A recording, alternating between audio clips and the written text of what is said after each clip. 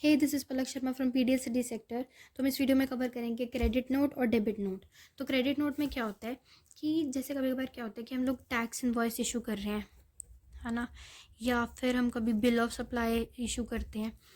तो ऐसे इन केसेस में क्या होता है, कभी कभार ना हम रेसिपिएंट से ना कुछ ज़्यादा अमाउंट चार्ज कर लेते हैं एज़ कम्पेयर टू हमें उससे जितनी पे चार्ज करनी चाहिए। ठीक है, उनसे हम टैक्स इतना चार्ज कर लेते हैं ज़्यादा एज़ कम्पेयर टू हमें उससे जितना चार्ज करना चाहिए। ठीक है, तो ऐसे में क्या होता है कि जो लेजर अकाउंट है ना, वो मैच नहीं करता।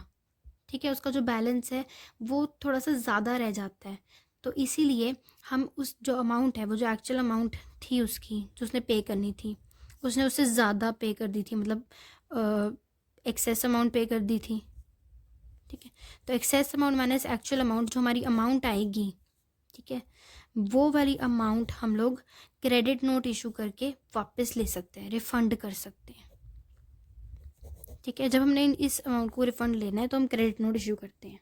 ठीक है, क्या है इसके अंदर कि आफ्टर इशूइंग टैक्स इनवॉइस और bill of supply, tax invoice या बिल ऑफ सप्लाई को इशू करने के बाद there could be some cases, कुछ केसेस ऐसे होते हैं जहाँ पे अमाउंट हमने जो चार्ज करी रेसिपिएंट से is higher than the amount than needed to be charged. ठीक है, जितनी हमें उसे चार्ज करनी चाहिए तो उससे ज़्यादा होगी, बिकॉज ऑफ विच, जिसकी वजह से हमारा जो लेजर अकाउंट है, रेसिपिएंट का लेजर अकाउंट है, वो उसका एक्सेस बैलेंस शो करता है। एक्चुअल अमाउंट हमें जितनी रिकवर कर होनी चाहिए थी उससे ज़्यादा अमाउंट हमें दिख रही होती है, उसका बैलेंस। तो क्रेडिट नोट इशू होता है। ठीक है, नीड्स टू बी इशूड, ताकि हमारा जो अमाउंट है, एक्स्ट्रा चार्ज अमाउंट है, वो रिवर्स हो सके। ठीक है, अब है कि क्रेडिट नोट कब कब इशू होता है। तो क्रेडिट नोट होता है इशू जब टैक्सेबल वैल्यू जो है इनवॉइस की, वो ज़्यादा हो टैक्सेबल वैल्यू ऑफ सप्लाई से। ठीक है, मतलब इनवॉइस की जो टैक्सेबल वैल्यू है वो ज़्यादा है, सप्लाई की वैल्यू कम है, टैक्सेबल वैल्यू। या फिर टैक्स उन्होंने जो चार्ज करा है इनवॉइस के अंदर वो ज़्यादा है जितना हमें पे करना चाहिए था सप्लाई के लिए। ठीक है, या गुड्स हमने जो सप्लाई करें वो रिटर्न कर दिए रेसिपिएंट ने, या फिर जो सप्लाई हुई है वो डेफिशिएंट है। ठीक है, क्या क्या है, टैक्सेबल वैल्यू जो इनवॉइस के अंदर मेंशन्ड है वो ज़्यादा है as compare to taxable value of the supply. फिर टैक्स जो हमने चार्ज करा इनवॉइस के अंदर वो ज़्यादा है as compare to tax paid supply पे।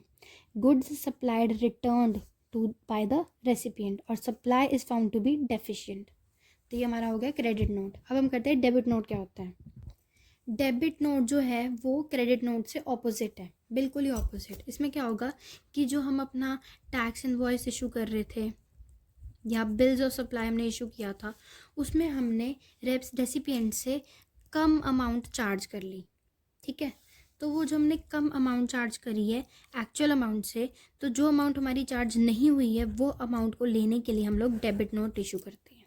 ठीक है, after issuing a tax invoice या bill of supply there could be some cases, कुछ केसेस ऐसे होंगे जहाँ पे हमने अमाउंट जो चार्ज करी है रेसिपिएंट से वो कम है एज़ कम्पेयर टू हमें जितनी चार्ज उससे करनी चाहिए थी।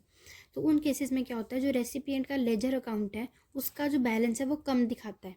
ठीक है, तो फिर हम जो एक्चुअल अमाउंट है जो हमने उससे रिकवर करनी चाहिए थी वो हम डेबिट नोट कर देते हैं और उससे इशू कर लेते हैं, मतलब डेबिट नोट इशू कर देते हैं और उससे ले लेते हैं। ठीक है, इनमें क्या क्या केसेस होंगे, या तो जब टैक्सेबल वैल्यू है इनवॉइस की वो कम होगी as compare to taxable value of supply.